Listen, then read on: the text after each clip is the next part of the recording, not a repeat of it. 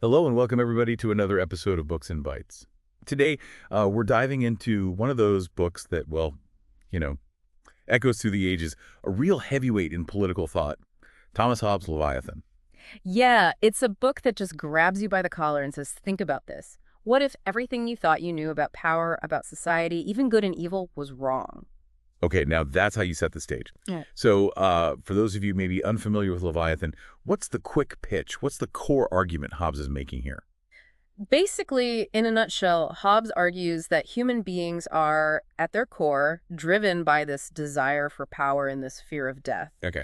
And this creates what he calls a state of nature, where life is basically just, a chaotic free-for-all. Mm. To escape this, we enter into a social contract, surrendering our individual power to an absolute sovereign, the Leviathan. Yeah, it's this Leviathan, this absolute ruler that keeps everything from descending into chaos. Exactly. Hobbes believes that any limitation on a sovereign's power risks a return to the state of nature, which he famously describes as solitary, poor, nasty, brutish, and short. Yeah, not exactly a picnic, right? No, not a recipe for a good time. No. So, let's start from the beginning. Hobbes paints a very specific picture of human nature. He doesn't exactly see us through rose-colored glasses, does he? Not quite. Hobbes argues that humans, by nature, are self-interested. We're driven by a restless desire for more. More power, more security, more stuff. He even goes so far as to say that concepts like good and evil are subjective, simply products of our individual desires. So there's no inherent morality, no universal right or wrong. It's all relative. That's Hobbes's radical proposition. He's saying morality is a social construct, something we agree on to escape the chaos of the state of nature. Which brings us to this idea of the state of nature. What does this look like in Hobbes' view? Okay, so imagine a world with no rules, no laws, no government. Every individual is free to do as they please, driven only by their own desires and the need to survive. This, according to Hobbes, is a recipe for disaster. It's a constant state of war, where everyone is a potential threat to everyone else. It's like that classic image of a Wild West showdown, Yeah. but like playing out constantly on a societal scale. You've got it. And that constant tension, that fear of violence and sudden death, is what Hobbes believes drives us to create societies in the first place. We crave order, security, even if it means giving up some of our individual freedom. It's like we're hardwired for self-preservation, and that instinct kicks in and makes us think, okay, this whole everyone for themselves thing isn't really working out. Maybe we need some rules. Exactly. And that's where the social contract comes in. It's the deal we make with each other to escape the state of nature. We agree to give up some of our freedom to a sovereign power who then enforces laws and maintains order. And the key to this whole thing, the bedrock of the social contract, is our fear of death. Okay. Hobbes argues that this fear is so fundamental to human nature that it outweighs all other desires. So it's not just that we're trading freedom for security, but fear itself becomes the glue that holds society together. Precisely. It's the common denominator that unites us, even those with vastly different beliefs and desires. We're all terrified of ending up back in that state of nature at the mercy of each other's whims. It's like that old saying, there are no atheists in foxholes. When the stakes are high enough, even the most independent souls crave the safety of numbers. Exactly. And that brings us to Hobbes's most famous creation, the Leviathan. Right. This all-powerful sovereign represents the collective will of the people, the embodiment of our desire for order and security. We touched on this earlier, but it's worth diving a bit deeper. What exactly does Hobbes envision this Leviathan to be? Is it a king, Yeah. a parliament, some kind of ruling council? It could be any of those things. The important thing for Hobbes is that the sovereign power is absolute and indivisible. Any attempt to limit or divide that power, he argues, weakens the social contract and opens the door to chaos. So it's like having a single unified authority figure, kind of like a parent who lays down the law and makes sure everyone follows the rules. That's a good analogy. Just like a parent protects their children from harm, the Leviathan's role is to protect its citizens from the dangers of the state of nature, from each other, essentially. But doesn't that create a different kind of danger, though? What if the Leviathan itself becomes a tyrant? What's to stop this absolute ruler from abusing their power? That's the million-dollar question, isn't it? And Hobbes doesn't shy away from it. He acknowledges that absolute power can be abused.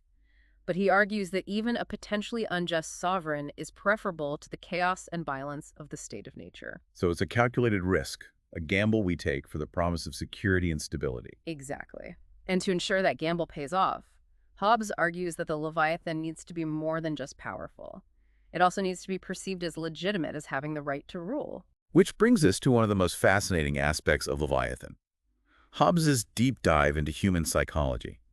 He doesn't just lay out a political philosophy. He tries to understand the underlying motivations and emotions that drive human behavior. Absolutely. He dissects emotions like fear, courage, even laughter, arguing that they're all ultimately rooted in our desire for power and self-preservation. Okay, I have to ask about the laughter part. That one always throws me for a loop. How can laughter, something we usually associate with joy or humor, be tied to power dynamics? It seems counterintuitive, but Hobbes argues that laughter is often a way of asserting our superiority over others. Think about it. We often laugh when someone makes a mistake or when we see something out of the ordinary. It's like we're saying, look at that poor sap. I would never be caught dead doing something so foolish. Exactly. It's a subtle way of reinforcing our own ego, our own sense of power, even if it's just a fleeting moment of superiority. That's such a cynical yet strangely insightful way of looking at it. It's like Hobbes is peeling back the layers of human interaction and exposing the power dynamics that are always bubbling beneath the surface. And that's what makes his work so relevant even centuries later. He forces us to confront the less than noble aspects of human nature, the drives and desires that we often try to suppress or ignore. It's like that old saying, scratch a cynic, find a disappointed idealist. Maybe deep down, Hobbes was an optimist who simply recognized the power of our less than perfect instincts. It's an interesting thought, and it speaks to the complexity of Hobbes' thinking. He's not just a one-dimensional advocate for authoritarianism, as some people might assume. He's grappling with fundamental questions about human nature power and the very meaning of a just society. It's a conversation that's still very much alive today. And as we delve deeper into Leviathan, we'll see how Hobbes wrestles with these timeless questions, offering both unsettling insights and provocative solutions. Right. So we've talked about the why behind the Leviathan, the need for this absolute sovereign to prevent societal meltdown.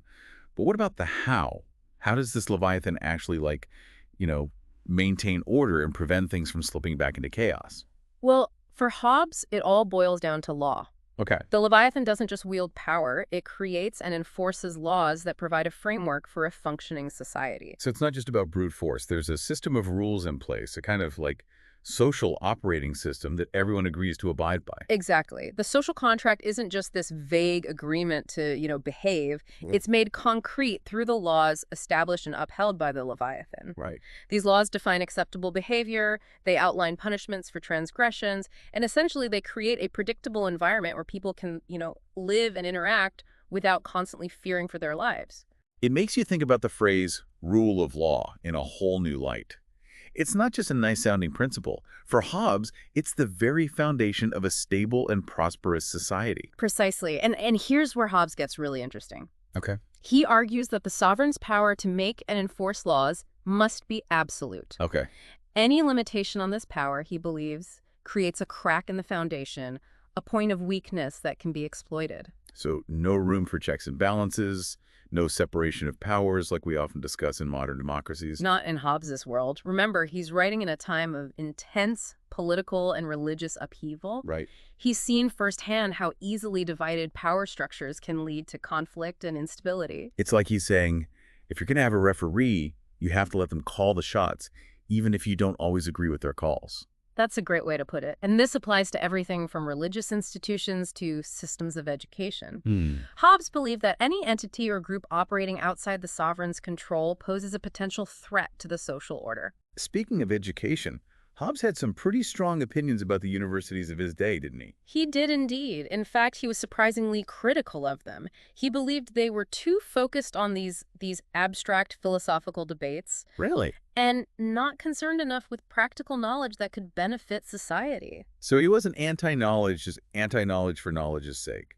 He wanted learning to have a purpose, a real-world application. Exactly. Remember, practicality and self-preservation are at the core of Hobbes' philosophy. He wanted universities to produce citizens equipped to contribute to the stability and prosperity of the Commonwealth, not just armchair philosophers lost in theoretical debates. It's interesting to consider how his ideas might apply to our modern education system.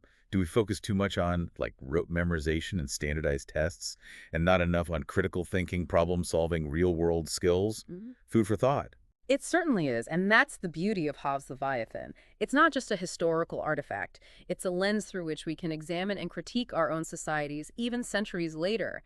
His ideas about human nature, power, the role of government, they continue to spark debate and challenge our assumptions. Absolutely. He forces us to confront uncomfortable truths about ourselves, about our need for security, and our willingness to compromise individual freedom for the sake of, well, collective stability.